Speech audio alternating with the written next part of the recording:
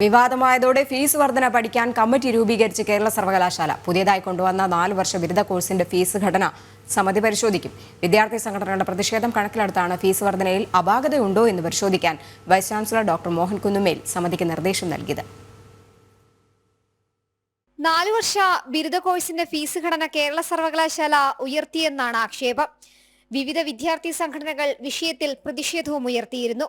ഈ സാഹചര്യത്തിലാണ് ഫീസ് വർദ്ധിപ്പിച്ചതിൽ അപാകതയുണ്ടോ എന്ന് പരിശോധിക്കാൻ സർവകലാശാല ഒരുങ്ങുന്നത്. ഇതിനായി വൈസ് ചാൻസലർ ഡോക്ടർ മോഹൻ കുന്നുമേൽ പരീക്ഷാ കൺട്രോളറെയും ഫൈനാൻസ് ഓഫീസറെയും ചുമതലപ്പെടുത്തി. സിൻഡിക്കേറ്റ് തീരുമാനപ്രകാരമാണ് പുതിയ നിരക്കുകൾ നിശ്ചയിച്ചത്.